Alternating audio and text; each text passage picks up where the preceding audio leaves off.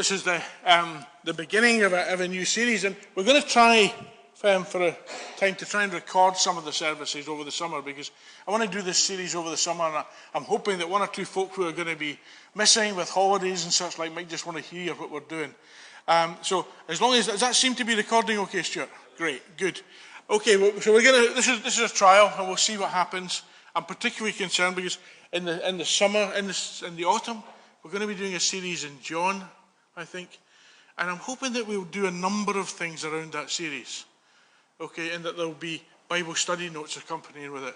There will be the opportunity for us to talk together about it on a Wednesday night, and that we'll record the sermons, so that we're going to look at the whole of the Gospel of John between kind of now and Christmas. You okay? Yeah. You got there? Good. Okay. So we're going to try and start to record the service. A number of people have said that they missed some, particularly folk who are through in the Sunday school for the time that they miss getting that. So we're going to start a series this morning looking at what might be called the attributes of God. And a big guide for me on this, I've got to tell you, and I always try and tell you when I'm cheating, okay? A guy called A.W. Tozer, who I'm not sure whether he's dead at the moment, dead now or not, but he's written for years many, many great books. And he's written 2 volumes called A Journey into the Father's Heart, which are looking at the attributes of God. Looking at who God is, at what he does for us, at what it means for us. But the overriding thing about that book and about the series that I want us to look at is that the more we understand who this God is, hopefully the more we can understand what he expects us to be. Because if we are to journey into his heart, if we are to become, as Peter says in his second letter, part of the divine nature, right? If we are to become godly in our being, then we have to become like him. Right? And sometimes we kind of get that a bit muddled, and we think we just need to be just like Jesus. But Jesus says, if you have seen me, you have seen the Father. If you've seen me, you've seen the Father. So Jesus and the Father is one. His desire is that we become like him. But I wonder, what kind of picture you have in your mind about God? Just think about that for a second. I'm going to shut up for just 2 seconds. Think about it. What picture do you have in your mind of God? When you think about God, what do you see?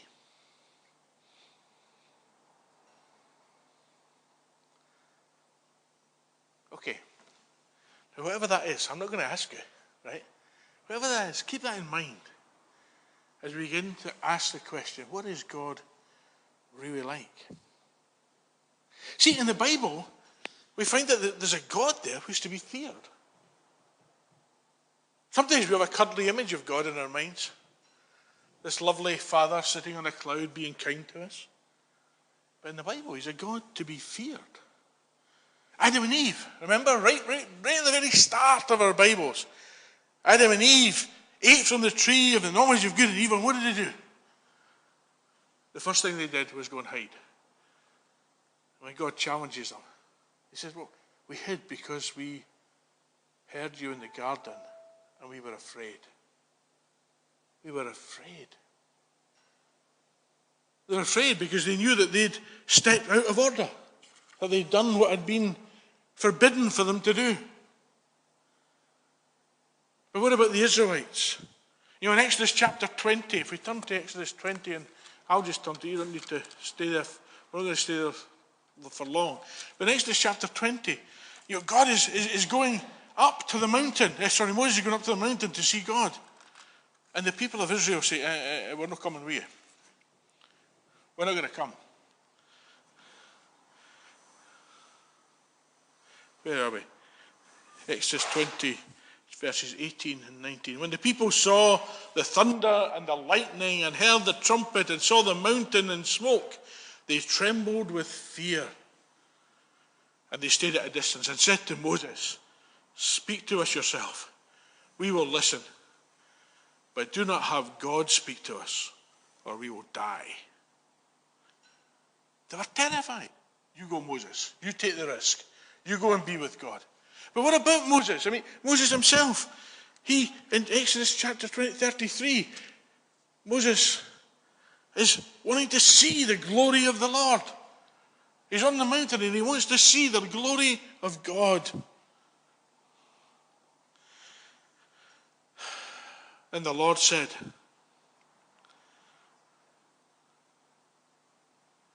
I will cause all my goodness to pass in front of you. I will proclaim my name, the Lord, in your presence. I will have mercy on whom I will have mercy. I will have compassion on whom I will have compassion. But he said, you cannot see my face, for no one may see my face and live. Then the Lord said, there is a place near me where you may stand on a rock. When my glory passes by, I will put you in a cleft in the rock and cover you with my hand until I have passed by.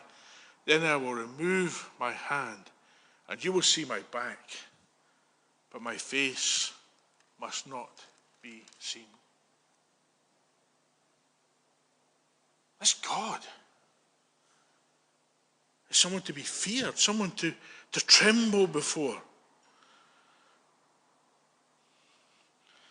When Moses had seen God, when he'd been in God's presence, he came down with his face glowing. And he used to wear a veil so that the Israelites would not see the glory fading. But Paul in Corinthians says, we are being transformed. We are different. 1 Corinthians in chapter 3.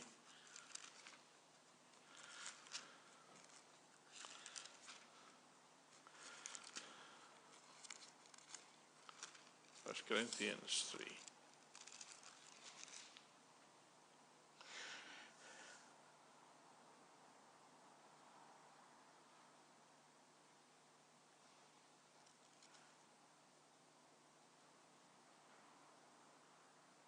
No, I've got that wrong. But Paul says that we are with unveiled faces. That we have faces that are unveiled, but are being transformed into his likeness. That we don't need to go with veiled faces because God is present with us all the time, Paul has said. So this fierce, this wild God is with us all the time, and we have faces that show his glory. That's the aim. That's what we should be. We should be showing the glory of God. We read in Isaiah at the beginning of the service, quite deliberately, obviously. You know, there's this Isaiah sitting, praying, and he sees this vision. In the year that King Uzziah died, I saw the Lord high and lifted up, and his glory filled the temple. And I said, woe is me, for I am a man of unclean lips, and I live among a people of unclean lips. My eyes have seen the Lord, the King of glory. And an angel comes and touches his lips with a coal from the fire and says, you are queen. You're made queen. And then God says, who will ascend? Who will go for us? And Isaiah says, here am I. Here am I. Send me. That we stand before this great and holy God, and we stand in fear and in trembling. And if we cannot do that, if we do not do that, then there is something wrong. We've made our God too small. We stand before him. The psalmist tells us in Psalm 99, the nations tremble at his sight.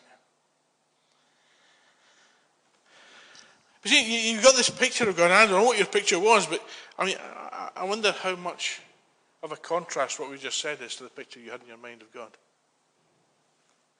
How much of a contrast was that? But what about Jesus? Jesus, God made man living on the earth. How do we picture him?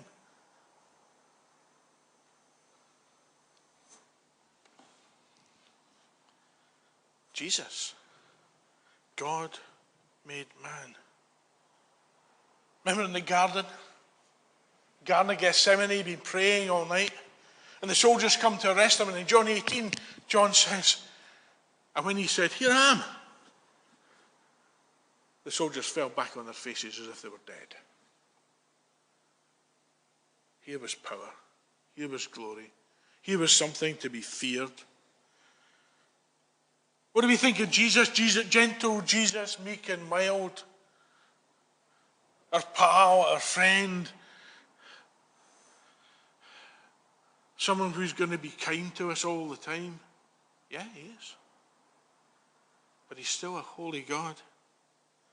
A holy God who's fierce. And sometimes we don't like to think of it like this, and we try to explain it away, but here is this fierce God standing in his temple. The day after he's come into Jerusalem as king, he's standing there in his temple. And what does he see? He sees all the mess of a marketplace as they sell animals, as they change money, as they deal with whatever they were doing. And he takes a bunch of ropes and he binds them together as a whip. And he chases them out, scatters the tables. This is a fierce God. We're saying this house should be a house of prayer for all nations, and you have made it a den of thieves and robbers. This is no gentle Jesus, meek and mild.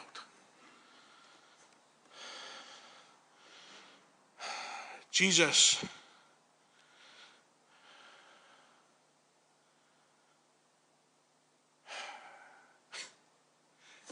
are we surprised they got crucified? When you go up to the leaders of the nation and say, "You're a bunch of whitewashed sepulchres.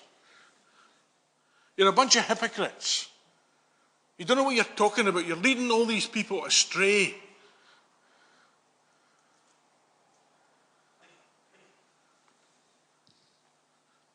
It's gentle Jesus. But yet, he's a Jesus who said, "Let the little children come to me and forbid them not, for of such is the kingdom of heaven."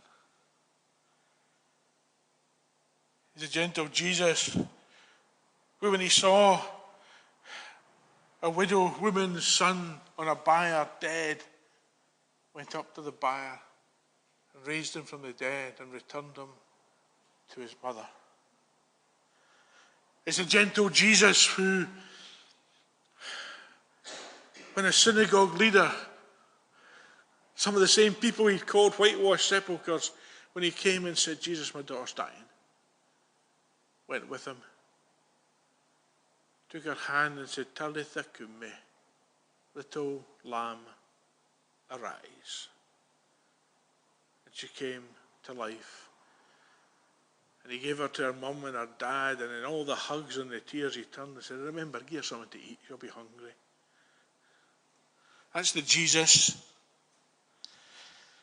The Jesus who, when a woman was caught in the act of adultery, for which she and the man who had committed adultery with her should have been stoned. And she's dragged before him and thrown at his feet, and the man's not there. Which is interesting in itself. First of all, challenges the accusers and said, "Okay, every one of you who has not sinned, that one can cast the first stone." And they didn't. They walked away. And the only man there standing in that place who could have cast a stone said, "Get up. Don't sin again. Just go home." He forgives her. I'm always taken by, and I know I've quoted it before, but some of you won't have heard it, the book The Lion, the Witch and the Wardrobe.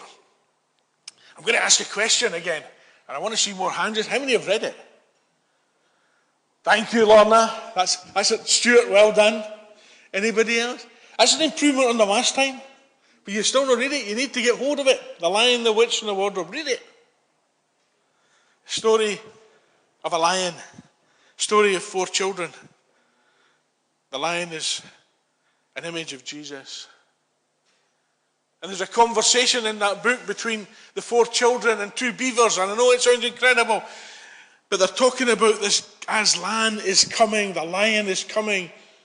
And Lucy, who's the youngest of the 4 children, sort of kind of begins to catch on. Said, who is this Aslan?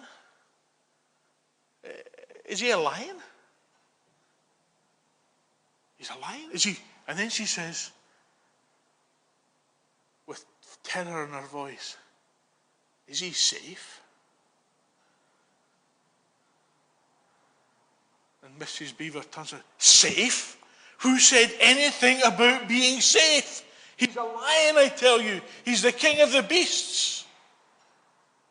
But he is good. He is good. So, if we want to enter in to the heart of God, if we want to get to know this God that we say that we love, then we're going to have to begin to really think about him somewhat differently, I guess, than what your images were. And I'm just guessing. See, because there was a trend, I don't know, 15, 20 years ago. Some of the older ones here will remember, where we had all this stuff about Abba, Father.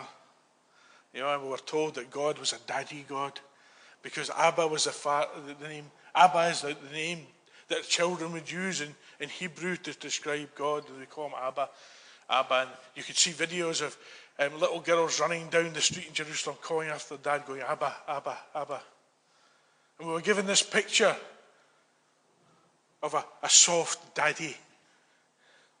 The kind of daddy figure who would sit on the step there and let Melissa cuddle him. No respect, no sense of awe. He was our daddy. And that became part of our thinking. And it is, you see, I love the fact. I remember one of the greatest experiences I had of that was when I was in hospital. And I was lying in bed in hospital in pain. I couldn't sleep. Lying on my back. And as I thought in pain there, I suddenly realized there was a presence with me. And I sensed God was there. And I knew his love, and I knew his peace, I knew his compassion. I knew that sense of healing was coming from him. Yeah, that's our God.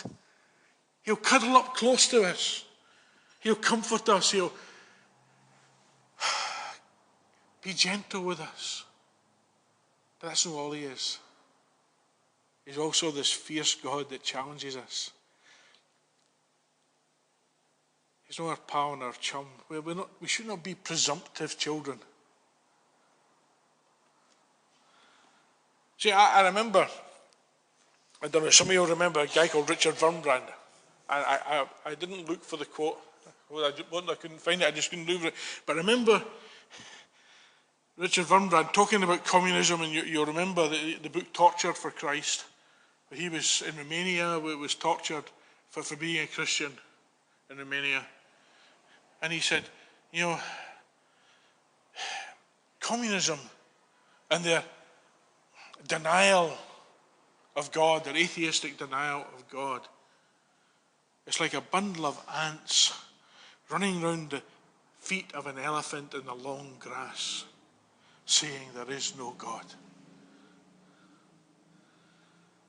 And sometimes as Christians, I think we do just that.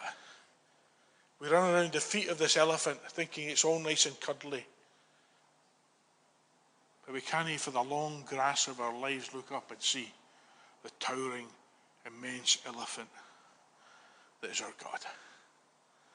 The magnificence that is our God. We shrink God and magnify ourselves.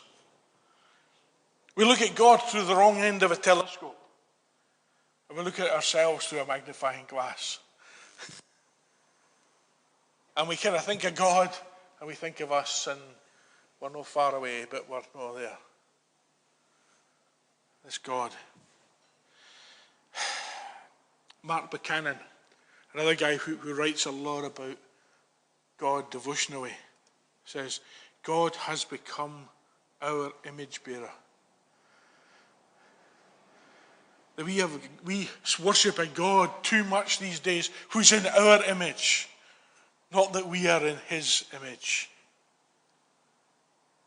That we worship a God who's become our image bearer. A God who we want him to look like us. So, this journey we're going to go on, I'm hoping that in that journey we'll recapture some of the wonder and awe, something of a sense of who it is that we're dealing with. Tozer, in his book, says the church will come out of her doldrums when we find that salvation is not a light bulb only, that it is not an insurance policy against hell only, but that it is the gateway to God, and that God is all that we would have and can desire. You see, what he's saying is that we've reduced our view of God to such an extent that all he's there for is to switch the lights on when we become a Christian. That all he's there for is an insurance policy against us going to hell. And he is both of those things. But he's much, much, much, much, much more.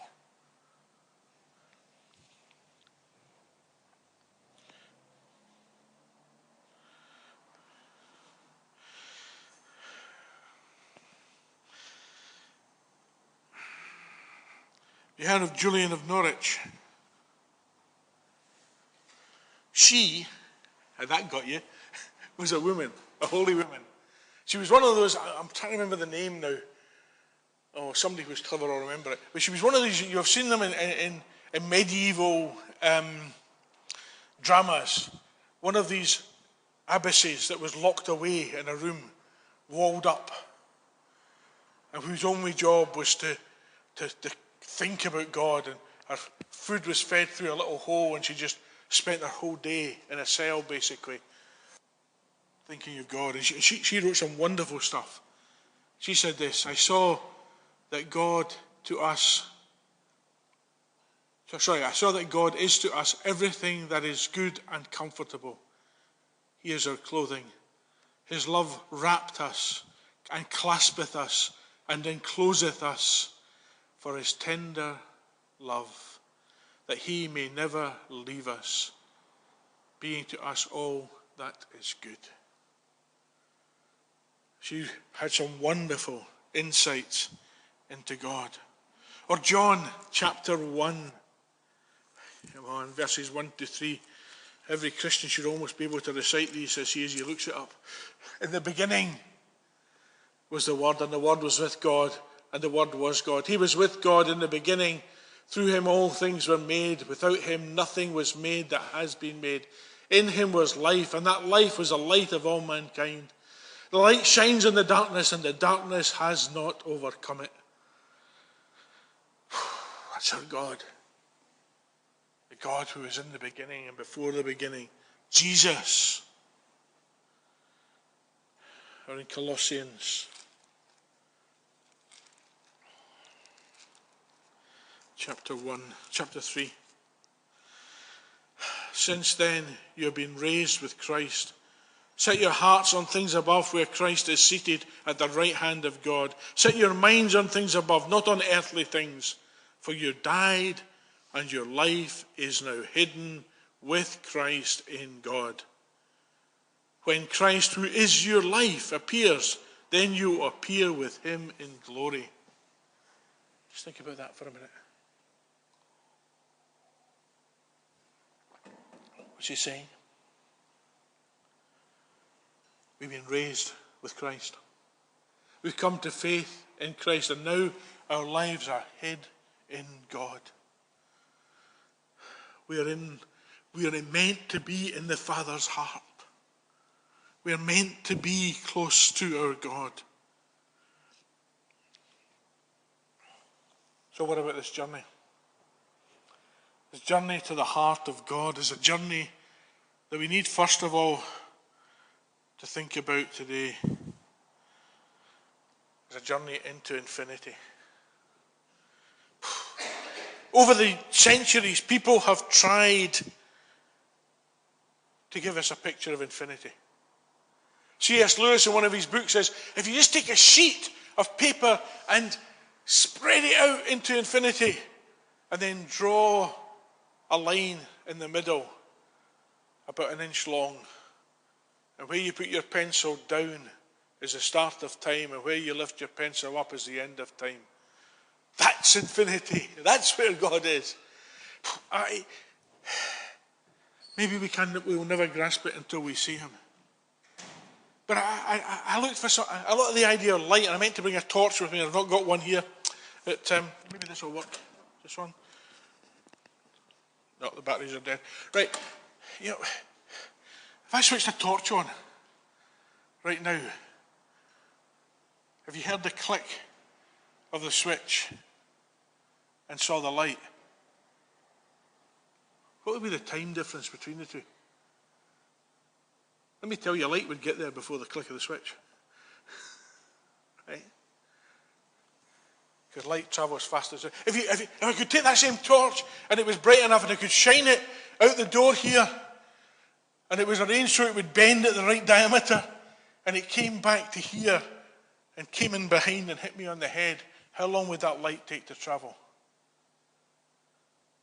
0.13 of a second. It goes round the world 7 times in a second. If it's the moon, the light from the moon, if you see the light of the moon on a beautiful moonlit night, where is the moon? Right? It's where it will be in 1.3 seconds. It takes 1.3 seconds for light to come from the moon. What about the sun? On a bright sunny day like today, we look at the sun, 8 minutes to come from the sun. The nearest star, Proxima Centauri, the nearest star.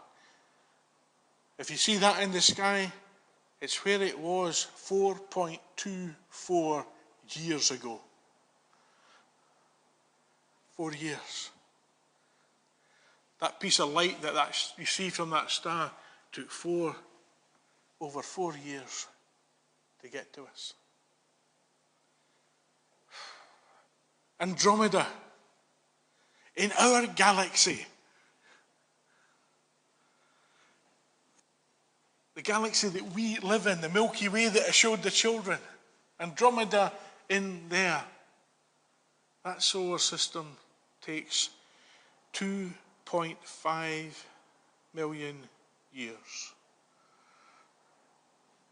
Oh, I think that's wrong, actually. I think Andromeda is the furthest away galaxy, not the one that's in the Milky Way.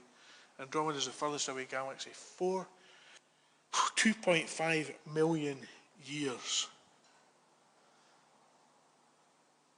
If we see the star from the edge of our Milky Way, that's the one I've not written down, but I remember now. If you see the star that's on the very edge of our Milky Way, the light left that star around the time Jesus was crucified. Okay? Now, none of that gets us anywhere near infinity. I mean, I've said to the children, didn't I? You know, there are more stars in the sky than there are grains of sand upon the earth. That seems almost unbelievable. I meant to get some sand.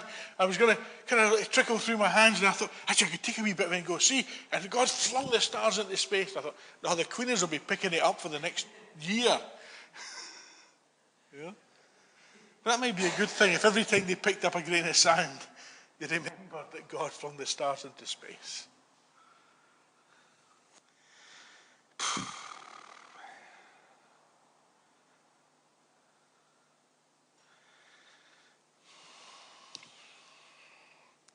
And none of those things, astronomical numbers that we can think of, And remember, our universe is even bigger than that. Andromeda is the furthest galaxy we have seen.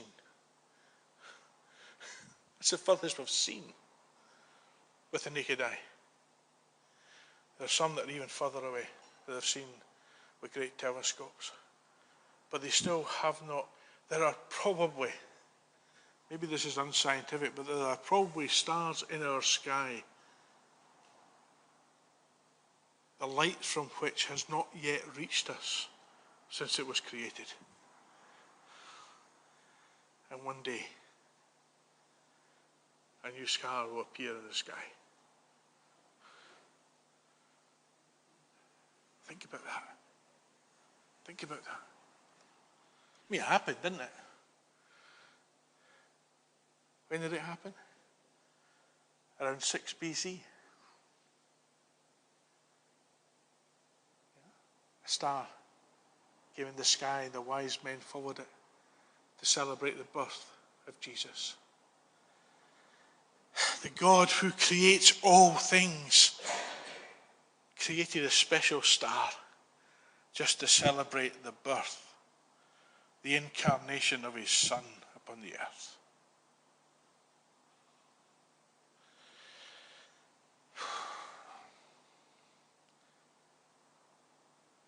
To bring it back down to earth a little bit, we're told that all of those things were created by Jesus.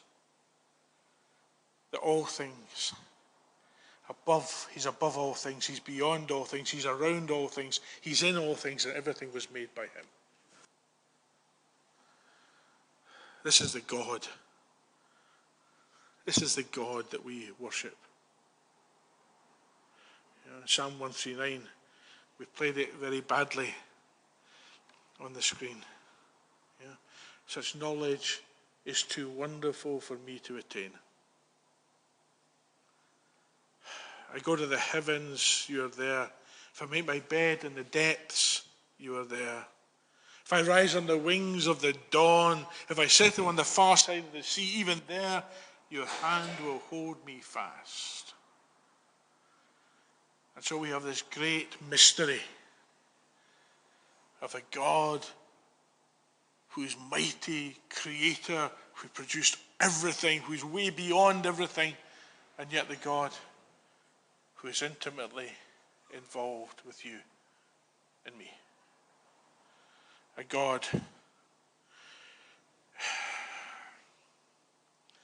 who is everywhere, yet a God who's good. A God who is near now, right now, but who is a holy God. A God who is loving, but still a God who will judge us.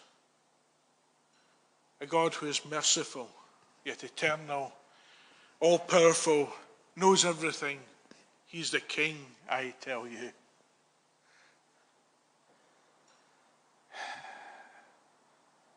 But yet he's the God who loves us.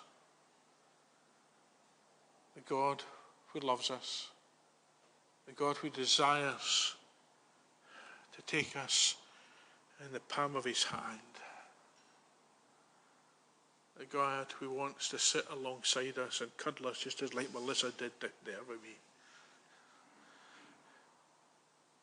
This is a God whose heart we want to travel into over this next umpteen weeks. And I say umpteen, I know it's going to finish, we will finish this before I go on holiday in September, and then we start on John's Gospel when I come back. But between now and September, we're going to just look at this God and bow in awe before him.